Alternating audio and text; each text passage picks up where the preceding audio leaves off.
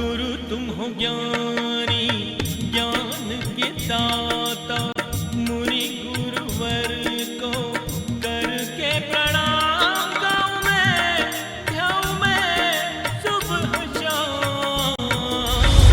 पुलक सागर एक नाम एक नाम।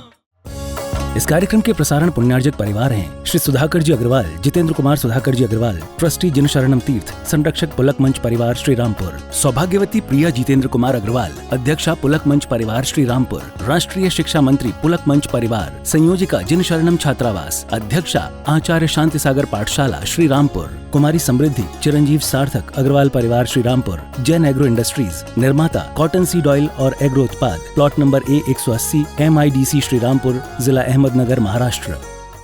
भगवान महावीर के अमर संदेश जीव दया की राह पर चलते हुए भारत गौरव राष्ट्र संत आचार्य श्री पुलक सागर जी गुरुदेव की प्रेरणा से वात्सल्य धारा ट्रस्ट द्वारा संचालित एक महान अभियान, शिक्षा और सेवा समय की मांग, वात्सल्य धारा एक समाधान, मानवीयता की दुनिया में बढ़ते कदम, वात्सल्य धारा एक प्रकल्प अनेक, सुशिक्षा सुस्वास्थ्य शिविर, औषधि वितरण, वात्सल्य धारा रुग्ण वाहिनी, अहिंसा प्रसाद, माँ जनवाणी संग्रहालय, जीव दया, गौ सेवा, कन्यादान, वात्सल्य धाम। सामर्थ्य अनुसार सहयोग राशि प्रदान कर हमसे जुड़ें। बैंक खाता विवरण निम्नवत है, अथवा आप अपनी धनराशि दिए गए QR कोड को स्कैन करके हमें UPI द्वारा सीधे भेज सकते हैं। आपके द्वारा दिया गया दान आयकर की धारा 80G के अंतर्गत कर मुक्त है। पूछताछ हेतु संपर्क करें। सेठानी को एक दुख था, सेठ को एक दुख था कि उनको संतान नहीं थी, पुत्र विहीन था। कोई कमी नहीं, इतनी दौलत, सेठ चिंता करता था मेरे बाद इस दौलत का क्या हो, किसके लिए जोड़ा है हमने? अपना जीवन जीने के लिए तो पर्याप्त है, लेकिन मेरे मरने के बाद मेरे साम्राज्य का, इस वैभव का। सेठानी भी कहती थी पूरी जिंदगी अकेले गुजार दी, मेरे घर में कभी किलकारियां नहीं आई, बच्चों के रोने की आवाज नहीं आई, ना मेरे घर में कभी पालना डला, ना मेरे घर में कोई त्योहार के रूप में आए। सेठानी रोज सेठ से कहती थी कि सेठ जी, हमारे जीवन में एक कमी है। सेठ ने बहुत उपाय किए, जगह जगह मन्नतें मांगी, दुआएं मांगी, संतान नहीं। ध्यान रखना, अच्छी संतान का होना, संतान तो फिर भी हो जाती है, लेकिन अच्छी संतान होना जन्म जन्म के पुण्य का उदय हुआ करता। संतान पैदा करने से कोई बड़ी बात नहीं है, अच्छी संतान होना, योग्य संतान होना, ये पुण्यात्माओं का काम हुआ। एक दिन सेठ जिन मंदिर गए, वहां एक मुनिराज का आगमन हुआ। सेठानी ने प्रणाम किया, नमस्कार किया, वंदना की, परिक्रमा लगाई, मुनि को अर्घ्य चढ़ाया, सेठ ने वंदना की। लेकिन मालूम है, आंख में आंसू भरे। संत ने कहा, यार कोई गरीब रोए तो बात समझ आए, तू सेठ काहे को रो रहा, तेरे को क्या दिक्कत है? महाराज बस एक, सब कुछ है मेरे पास, लेकिन एक। महाराज ने कहा, क्या एक? बोले, एक संतान मुझे नहीं। मुनि ने कहा, जाओ, तुमको एक पुत्र होगा। आशीर्वाद प्रदान कर दिया संत। सेठ ने कहा कि पुत्र होगा? महाराज सच बोलिए। मुनि ने कहा, मैं सच ही बोलता हूं, तुमको एक पुत्र होगा। सेठानी को लगा जीते जी स्वर्ग की अनुभूति हो गई, डूबते को तिनके का सहारा, मुझे एक पुत्र होगा महाराज, हाँ एक संतान होगी तुमको। सेठ ने कहा कि महाराज आपके वचन मेरे कानों में अमृत की तरह घुल रहे हैं, मुझे संतान सुख मिलेगा? बोले, सेठ एक पुत्र तुम्हारे घर में जरूर होगा, लेकिन एक समस्या आएगी कि जिस दिन बेटा होगा उस दिन सेठानी तेरा पति दीक्षा धारण कर लेगा, सन्यास ले लेगा। सन्यास? सेठानी ने कहा महाराज कैसी बातें करते हो, जीवन भर औलाद के लिए तरसा और जिसको औलाद हो वो सन्यास ले लेगा। महाराज मैं तो इसी में खुश हूं कि मुझे पुत्र होगा, लेकिन आपकी दूसरी बात से मैं सहमत नहीं हूं। मेरा पति बरसों से इंतजार कर रहा है और आप कह रहे हो कि सन्यास ले लेगा। चलो महाराज आशीर्वाद तो दो, कम से कम औलाद तो, पति से तो बाद में निपटेंगे। कहां जाएगा पति छोड़ करके। चले गए, समय बीता, वक्त बीता, समय बीतता गया। सेठ व्यापार में उलझ गया, सेठानी अपने घर गृहस्थी में उलझ गई।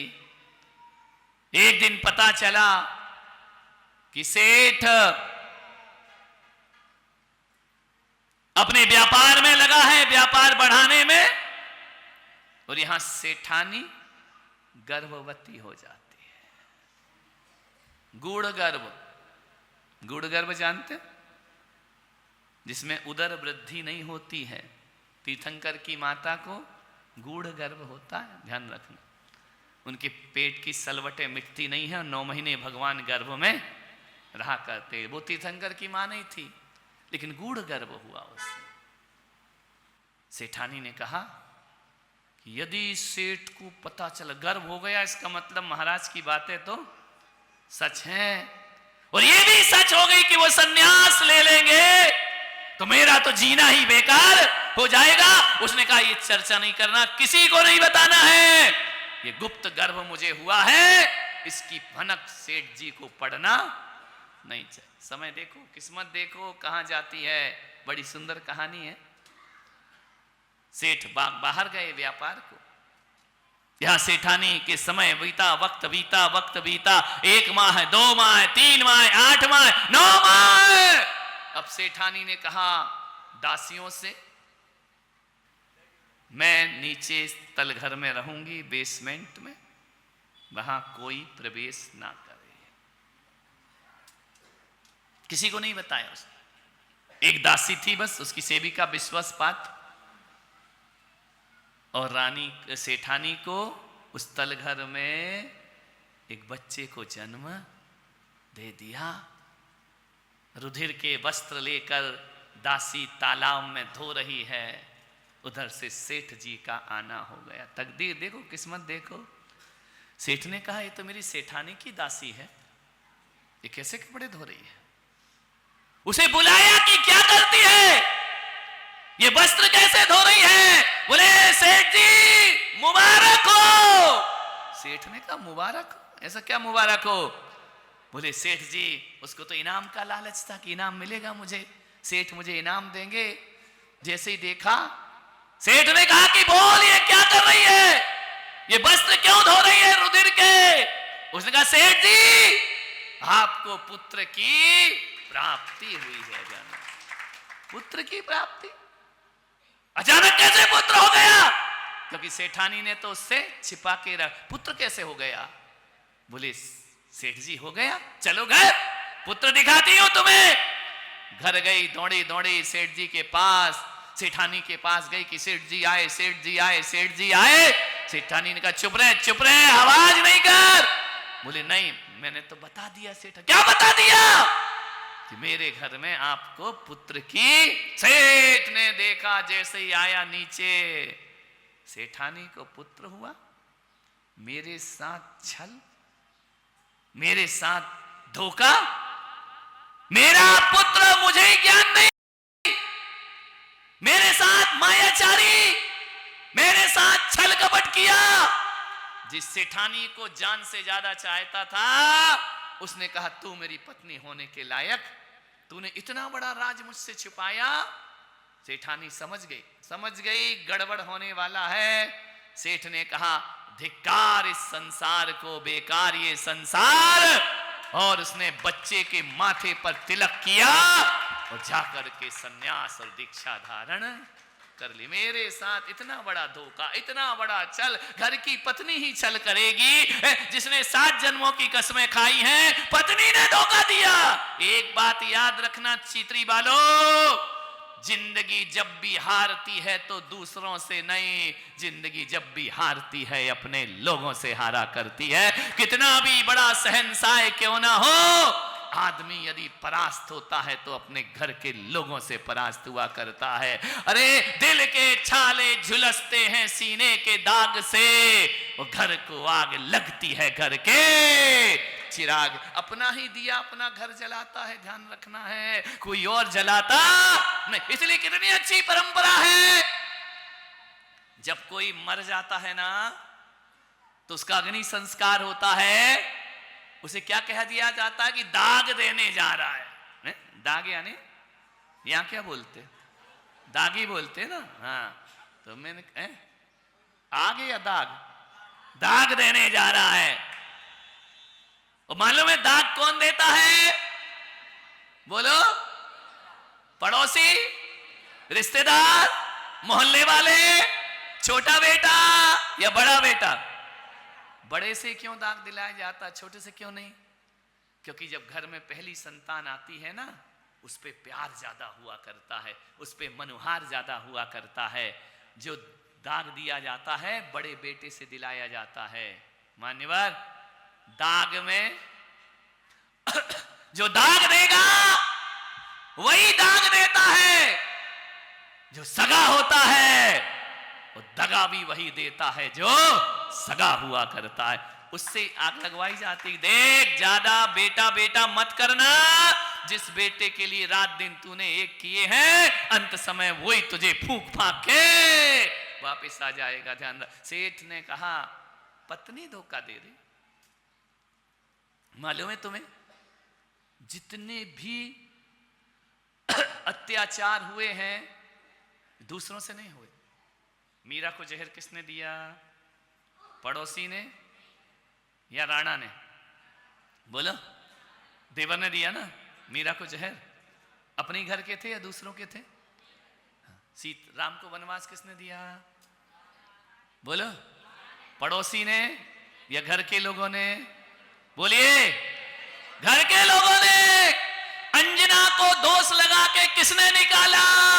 सगी सास, सगी सास उसने दोष लगाया। ध्यान रखना, द्रौपदी की आबरू लूटने वाले कौन थे? चीर खींचने वाले पड़ोसी नहीं, ये घर के देवर हुआ करते हैं। ध्यान रखना है। आपसे मेरा निवेदन है, देख लेना, गांधी को अंग्रेजों ने नहीं, अपने ही देश के लोगों ने गोली मारी। ध्यान रखना, जब भी दगा मिलता है अपने लोगों से दगा मिलता है। और रावण का सत्यानाश यदि कराया तो राम ने नहीं, सगे भाई विभीषण ने सत्यानाश कराया। ध्यान रखना, जिन जिन को धोखे मिले हैं वो अपनों से मिला करते हैं। जो बिल्कुल निकट हैं, जिन्हें हम अपना कहते हैं, वही हमारी जिंदगी को बर्बाद किया करते। सोचिए, विचार करिए, देश गुलाम अंग्रेजों ने किया था कि अपने देश के गद्दारों ने गुलाम कराया था? ध्यान रखना है। और रानी लक्ष्मीबाई को अंग्रेजों ने नहीं मारा, अपने देश के दगाबाजों ने उसकी हत्या करा दी। ध्यान रखना, इस देश को, इस समाज को, इस परिवार को यदि खतरा है, ध्यान रखना, जैन मुनियों का विरोधी कोई दूसरी जात वाला नहीं, तुम्हारा ही एक पंथ होता है जो मुनियों का विरोध किया करता है। ध्यान रखना, अपने ही लोग ऋषभदेव का विरोध गैर ने नहीं किया, उनका ही पोता मारीच ऋषभदेव के खिलाफ खड़ा। भरत पुत्र मारीच ऋषभदेव के खिलाफ खड़ा हो जाया करता है। पारसनाथ पर उपसर्ग कोई गैर नहीं करता, ये पिछले जन्म का उनका भाई कमठ पारसनाथ पर उपसर्ग। वो तुम्हें भी अदालत में पड़ोसी नहीं ले जाते। कौन ले जाता है? बोलो, अपने ही घर के लोग। और बुढ़ापे में मां बाप का साथ पड़ोसी नहीं छोड़ते। कौन छोड़ते हैं? अपने घर के लोग। ध्यान रखना, आदमी सबसे जीत सकता है मगर अपनों से नहीं जीता करता है। निवेदन, सेठ ने कहा कि मेरी अपनी पत्नी मुझसे बच्चा छुपाया। पत्नी ने बहुत रोका,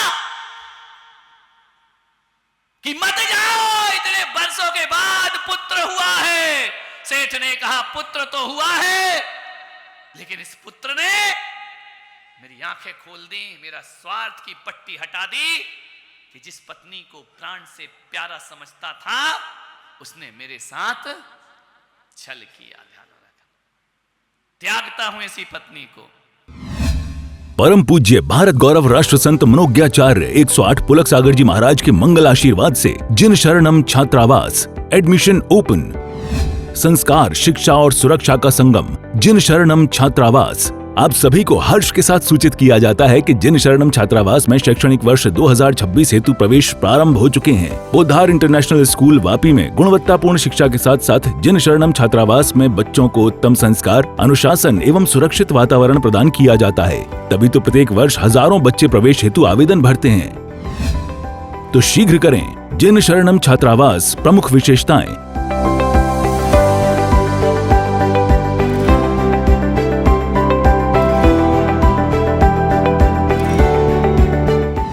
सीमित सीटें, आज ही आवेदन करें। अधिक जानकारी के लिए संपर्क करें। भगवान महावीर के अमर संदेश जीव दया की राह पर चलते हुए भारत गौरव राष्ट्र संत आचार्य श्री पुलक सागर जी गुरुदेव की प्रेरणा से वात्सल्य धारा ट्रस्ट द्वारा संचालित एक महान अभियान, शिक्षा और सेवा समय की मांग, वात्सल्य धारा एक समाधान। मानवीयता की दुनिया में बढ़ते कदम, वात्सल्य धारा एक प्रकल्प अनेक। सुशिक्षा, सुस्वास्थ्य शिविर, औषधि वितरण, वात्सल्य धारा रुग्ण वाहिनी, अहिंसा प्रसाद, मां जनवाणी संग्रहालय, जीव दया, गौ सेवा, कन्यादान, वात्सल्य धाम। सामर्थ्य अनुसार सहयोग राशि प्रदान कर हमसे जुड़ें। बैंक खाता विवरण निम्नवत है, अथवा आप अपनी धनराशि दिए गए QR कोड को स्कैन करके हमें UPI द्वारा सीधे भेज सकते हैं। आपके द्वारा दिया गया दान आयकर की धारा 80G के अंतर्गत कर मुक्त है। पूछताछ हेतु संपर्क करें। इस कार्यक्रम के प्रसारण पुण्यार्जक परिवार हैं श्री सुधाकर जी अग्रवाल, जितेंद्र कुमार सुधाकर जी अग्रवाल, ट्रस्टी जिन शरणम तीर्थ, संरक्षक पुलक मंच परिवार श्री रामपुर, सौभाग्यवती प्रिया जितेंद्र कुमार अग्रवाल, अध्यक्षा पुलक मंच परिवार श्री रामपुर, राष्ट्रीय शिक्षा मंत्री पुलक मंच परिवार, संयोजिका जिन शरणम छात्रावास, अध्यक्षा आचार्य शांति सागर पाठशाला श्री रामपुर, कुमारी समृद्धि चिरंजीव सार्थक अग्रवाल परिवार श्री रामपुर, जैन एग्रो इंडस्ट्रीज, निर्माता कॉटन सीड ऑयल और एग्रो उत्पाद, plot number A180 MIDC Shri Rampur, जिला अहमदनगर, महाराष्ट्र।